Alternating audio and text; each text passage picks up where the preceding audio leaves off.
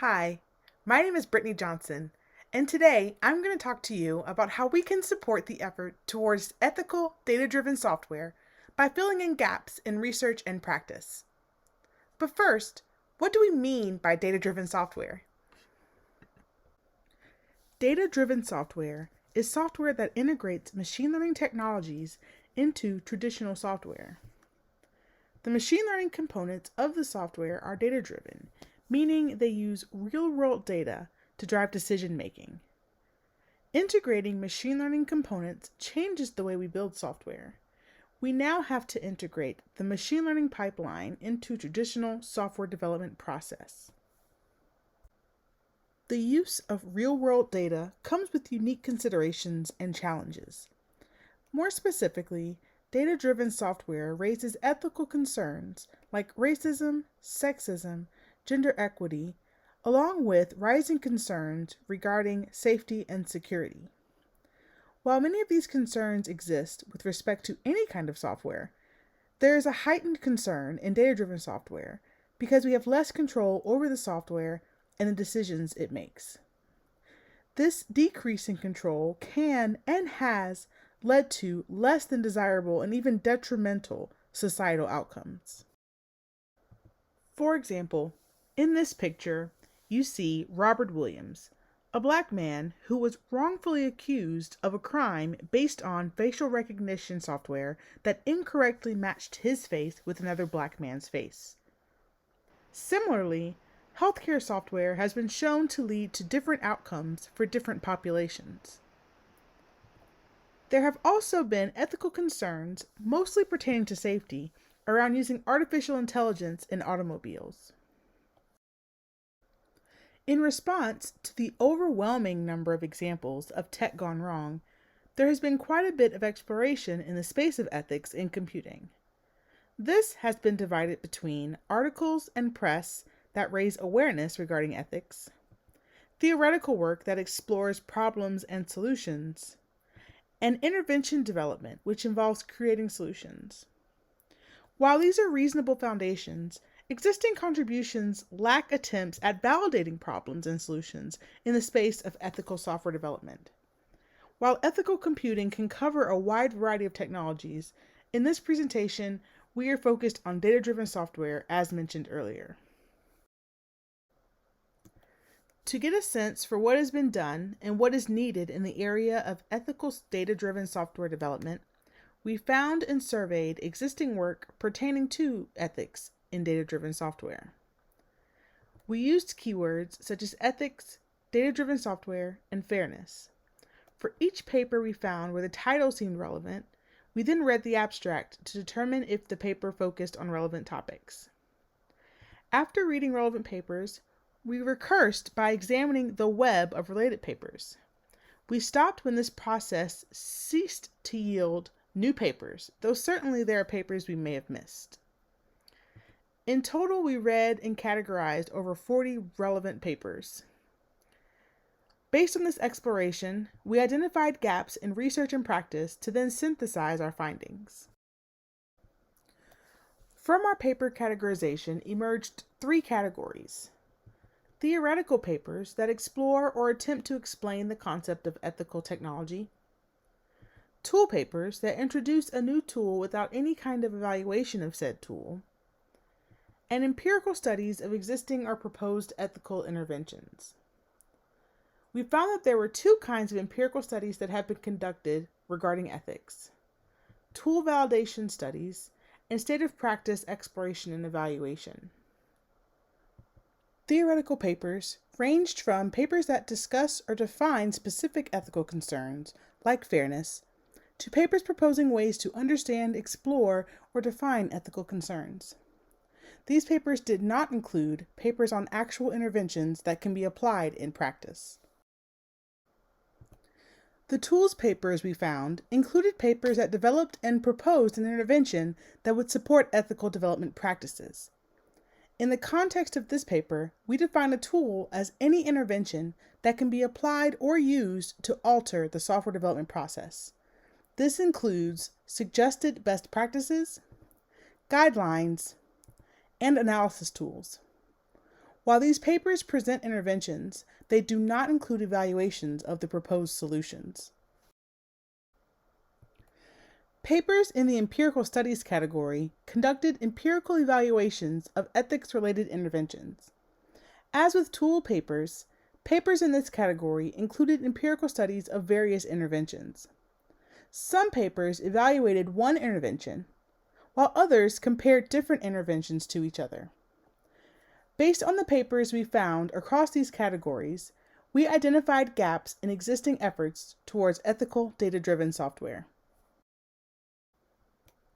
The gaps we found in our survey of existing work are validation in the form of generalizable findings, studies and interventions that account for things like internal organizational support and external online community support, understanding and providing for the entire data-driven software pipeline, providing ethics support beyond common concepts like fairness and bias, and validation in the form of empirical human studies. We discuss these gaps as a call to action for our community to better understand and improve ethical software development practices. One of the main points of this paper is that empirical user studies are important. There exists a small set of human studies that have investigated ethical interventions. However, they leave much to be desired with respect to generalizability. One way future work can fill this gap is by conducting more studies that are diverse and robust. This includes studying companies of different sizes and maturity, and conducting studies that attempt to generalize across companies, domains, and roles. Support for ethical practices can come in different forms. However, existing work has mostly focused on how we can provide tools or frameworks. Another research direction is to study and understand other forms of support needed and used by software teams. This includes, but is not limited to, exploring support provided or needed within the structure of tech companies, and support provided or sought after in online communities like Stack Overflow and GitHub. Most of the work in ethical development practices has focused on specific steps in the machine learning pipeline. For example, there is a common misconception that bias only comes from the underlying data. However, ethical issues can happen or be caused by any activity through the entire pipeline. This includes steps from the traditional software development process as well as machine learning development. For example, in some cases, like the Volkswagen emissions evasion, decision-making has nothing to do with the model, but rather how the software was programmed. Furthermore, once machine learning has been integrated into software, it is important to evaluate at software level. For example, Themis is a software testing tool that detects and measures discrimination at the software level. Most of the contributions in the data-driven ethics space focuses on fairness, but ethics goes beyond fairness. Furthermore, fairness concerns heighten the importance of other ethical concerns like safety and security. We need efforts that explicitly explore perceived and actual ethical concerns in data-driven software. Knowledge of what the concerns are can support the development of interventions that provide support for addressing these concerns. Our literature search yielded some empirical works, but very few studies that involve human evaluation. More specifically, there is a need for studies that investigate ethical intervention use in practice and attempt to provide some validation of the outcomes. In summary, to fully realize ethical software use, we need more empirical human studies to understand and improve ethical data-driven software development in practice.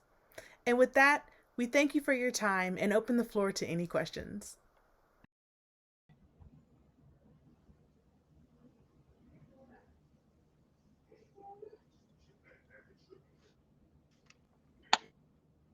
Oh, what's the timer on? Oh, are we live? I think so. Live. Okay, so I'm going to assume we're live, and I'm going to get going. So, everyone, my name is Johnson from George Mason University, and I'm here with my collaborator slash friend, Justin Smith. And today we're going to talk about how we can support the effort towards ethical data-driven software development by filling in gaps in research and practice. But first, I do want to note that I think that, a lot of these talks today so far have had a lot of common threads, and you'll see a lot of common threads in our talk as well. So I'm really excited to see what the discussion looks like throughout the day.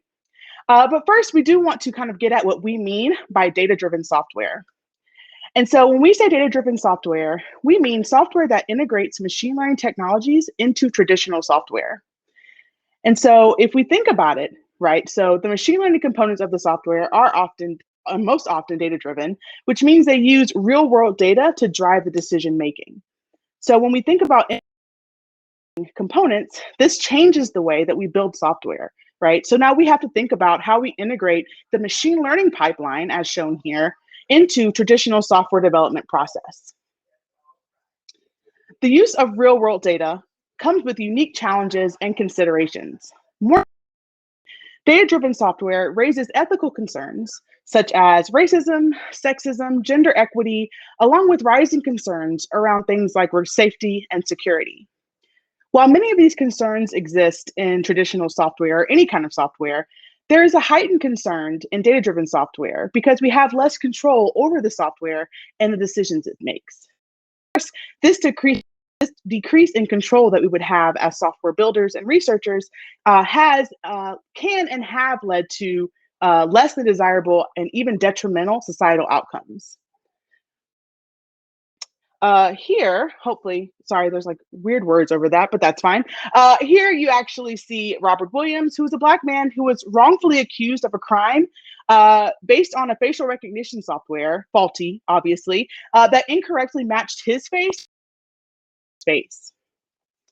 Similarly, healthcare software has been shown to lead to different outcomes for different populations. Concerns mostly pertaining to safety around using artificial intelligence in automobiles. In response to the overwhelming number of examples, right? So these are a few examples, but there's quite a few more, and many of you probably know some of your own. But in response to these examples of tech gone wrong, there have been quite a bit of exploration in the space of ethics in computing. This has been divided between articles and press that attempt to raise awareness around ethics, theoretical work that explores problems and solutions regarding ethics, and then intervention development, which involves actually creating solutions that can be used in practice. While these are existing contributions lack attempts at validating problems and solutions in the space of ethical software development. While ethical computing can cover a wide variety of technologies, this presentation on the data-driven software, as we mentioned earlier, right? So focused on software that integrates machine learning technologies into it for the decision-making process. So to get a sense, oh, sorry, I think I missed something here. But of course, we've seen all this work happening, but one thing that we're missing and that our paper chooses to focus on is this notion of validation, right? What about the idea of whether these things actually... I missed that animation. That is my bad. Live presentations are fun. All right. So to get a sense for what has been done and what is needed in the context of ethical data-driven software development, we found and surveyed existing work pertaining to ethics in data-driven software. So the first thing that we did was we used keywords such as ethics, data-driven software, artificial intelligence, fairness, etc., to find relevant papers. And we read the abstracts of to determine whether they were relevant to what we're looking at. We actually iterated this process. So after reading the relevant papers, we recursed by examining the web of related papers. And we would stop this process when we cease to find new papers, though certainly there are papers that we may have missed in this process. Following this, we actually took the papers that we found. So in total, we found around 40 related papers. And we categorized them based on the content and the goals of those works. And then based on that exploration, we identified gaps in research and practice to then synthesize our findings and discuss here today. So from this process, we found 3 different categories of papers that emerged. The first of which were theoretical exploration or exploration papers. And these papers explored or attempted to explain ethics in the context of technology. We also found that there were a lot of tool papers with no evaluation. So they introduced a new tool without any type of evaluation of that tool. And then, of course, we found that there were quite a few empirical studies of ethical interventions. And this broke down into two kinds of empirical studies. We found that there were tool validation studies that, of course, attempted to validate something about a tool, and then state of practice exploration or evaluation. So these are papers, of course, that looked at what's being done already and if it's being used or if it's working in effective ways. So based on the papers that we found in these categories, we identified gaps in existing efforts towards data-driven or ethical. Just to give you a sense of what works in these different categories looked like. So theoretical exploration explanation papers ranged from papers that discuss or define specific ethical concerns like fairness, that propose ways to understand, explore, or define ethical concerns. These papers did not include papers on actual intervention practice, right? Or at least it didn't allude to that.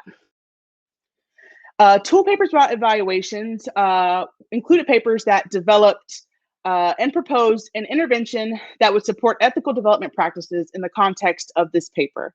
In the context of this paper, we define a tool as any be applied or used to alter software development process. So it can be a tool, it can be a framework, it can be some type of process support, and it could be guidelines, right? Something that guides the process. But these papers, while they do present interventions, they do not include evaluations of the proposed solutions, right? They're just talking about what we could be doing theoretically as opposed to, or what we could be using in practice, such as a tool like FairLearn, as opposed to actually what it looks like to use this tool in practice and how effective it is.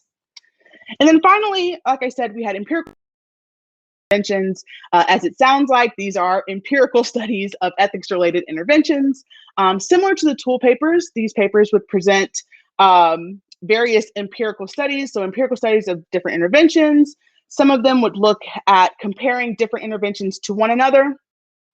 But based on these papers that we found in these different categories, we actually came up with what we thought would be research gaps in practice and research that can take us closer to ethical data-driven software in practice, in reality. So just to give you a high level research gaps we found from this process, we found that there is a gap in terms of validation, which would come in the form of generalizable findings, right? So being able to say that what we're saying applies to more than just this very specific context. There were studies and interventions that account for things that talk about things like organizational support, but we don't have a lot of studies that actually account for and more importantly, look at how these things are happening in practice, internal and external support. So things like community, online community support. Actually understanding and providing for the entire data-driven pipeline, as well as the entire software pipeline. And so this was mentioned in a couple of talks already, right? Not just focusing on certain pieces, but the whole picture. And then providing ethics support beyond concepts like fairness and bias, right? And we've heard about this as well. This is a very popular topic, a lot of tooling and conversations happening around this. But of course, there are other ethical concerns outside of fairness that we should give our attention. And then finally, empirical validation, but in the form of human studies, right? So as we've, again, mentioned a lot today, humans are a part of this process, regardless of how, right? We drive the innovation, we develop the innovation, we use the technologies that we create, others use the technologies we create. So people are a part of the process. And so it's important, we believe, to look at this gap as an important gap as well. So we discussed these gaps as a call to action for our community to better understand and improve ethical software development practices, and hopefully to yield some interesting discussions today. So I'll talk a little bit more about these in detail so you can get a sense of what we believe are the gaps in research and practice. So first, generalizable findings. So one of the main points of the paper and the kind of lit review that we did was that we feel that empirical user studies are important, right? And there's research that's been done on this. There exists a small set of human studies in the context of ethical interventions, but there's a lot to be to generalizability. So we believe that one way future work can fill this gap is by conducting more diverse and robust studies. So this includes studying companies of different sizes, so from small to large, as well as thinking about different maturity stages and conducting studies that attempt to generalize across domains and roles, right? So thinking about how we can generalize findings, or even more importantly, how we can't, right? I think in a lot of situations, we come up with solutions, we want to say that this is gonna work and this is gonna apply for everyone, but that might not be the case. So actually studying these different communities, these different companies and domains is an important step to realizing ethics in practice. So then we also have studies of internal and external support. So support for ethical practices can come in different forms, as again, we've talked about a lot throughout the day so far, but focused on how we can provide tools or frameworks. We believe that another research direction to understand is other forms of support that are needed or used by software teams, right? So this includes, but is not limited to, exploring support provided or needed within the structure of tech companies. And again, this is sounding like, a broken record in some ways, because I think we all have realized or agree that there are different levels to support. And we want to see not only how that's happening in practice, but where the support is actually needed in those different levels of the hierarchy. And then, of course, exploring how support is provided or sought after in online communities like Stack Overflow and GitHub that we already use so frequently. So really understanding if and how those platforms can be used to support ethical software development practices. And so have talked about already today, most of the work in ethical development practices has focused on specific steps, particularly in the machine learning pipeline. So for example, there's a common misconception that bias comes only from the underlying data. And so all of our attention should focus on the data and how it's happening and how that's being integrated into our software. However, that's the only one part of the problem, right? Ethical issues can arise at any part or any activity throughout the entire pipeline, evidenced by different examples that I'll bring up shortly here. So if we think about the context of software development with machine learning, like we mentioned earlier, this is it's a modified process. We're having to integrate this machine learning step.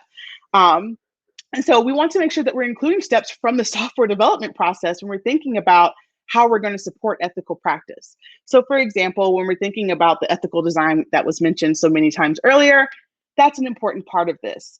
And if we think about cases like the Volkswagen emissions evasion, right? Decision-making here had nothing to do with data or a model, but rather how the software itself was programmed. We need ways to realize when as well, and even better to prevent them. Furthermore, once machine learning has been integrated into the software, right, this is a whole new ball game, right? It's important to evaluate not just the machine learning aspect, but the software once it's been integrated as well. So for example, tools like Themis, which is a testing tool for detecting and measuring discrimination, work at the software level, right? So being able to tell when there's discrimination happening versus the model. So another aspect of this, right, as I mentioned before, is being able to support various concerns. So most data-driven ethics space so far have focused on fairness, but ethics goes beyond fairness, right? So furthermore, fairness concerns heighten the importance of other ethical concerns like security and safety. So we need efforts that explicitly explore perceived and actual ethical concerns in data-driven software to have a sense for what that looks like in practice. And then based on that knowledge of what those ethical concerns are, we can start to think about how we support through tools or processes or some other form, the development of interventions that provide support for addressing these concerns. And then finally, right, again, how important empirical studies are in the context of really understanding how something works.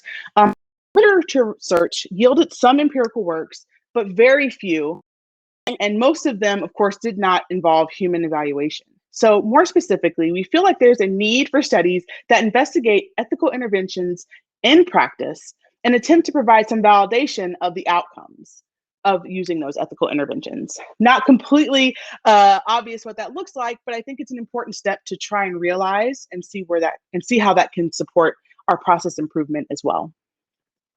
And so with that, I do want to summarize and say that we believe to ethical software use, we need more empirical human studies that understand and improve ethical data-driven software development in practice. And so with that, I would like to thank you.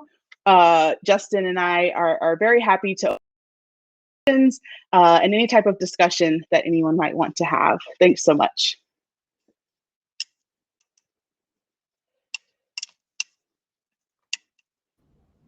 For the talk. It was quite interesting to actually just have the full list of the gaps in the literature. Any questions from the audience, or should I go first? Well, I really liked your call for action slide, and I already tweeted about it. So when I look at that, so like supporting the full pipeline seems like a long-term goal to me. So do you think that what is this like temporal order of these actions? Like what can we do now, and like what are the steps that we can take that would require more time actually? That is a fantastic question. I'll start, and then Justin, please feel free to chime in or add on. I think, first of all, you're absolutely right. It's very much a loaded kind of, we need to support all of these steps. But I think the point to that is to say, there's a lot of work that's happening. There's a lot of researchers that are qualified to explore these problems, and we're all focusing on the same or if not similar problems. And I think that there could be something said about almost like a tag team or like a collaborative effort to say, I have expertise in machine learning. Maybe if I stop at looking at fairness for a little bit, I can explore some other aspect of ethics, or I can explore instead the data component. Now maybe I can think about, once we have the data component, what's next, right? So it's not to say that, get to the pipeline and fix everything at once. It's more to say this all is open. This is all fair game, and we really need to understand what the pipeline looks like and how we can support different parts of it besides the ones we've been focusing on so far. Justin, what do you think? I think the only thing I would add there is I very much believe in opportunistic research. So I don't think that any individual researcher or research project is going to cover the entirety of the data-driven software pipeline or the kind of design process that leads to it, or how it manifests in practice. But if you feel interested or passionate about any one part of the ethics in the data-driven development pipeline, then go for it. Like, explore that space, and together as a community, we can tackle this humongous problem. So I think that would be the only thing I want to add to Brittany's excellent answer. Yeah, thank you. I think it's also this workshop's overarching goal to create the community that can tackle the whole pipeline. Any questions from the audience? You can type, or I think raise hands, and we can try that feature. We haven't been able to play with that.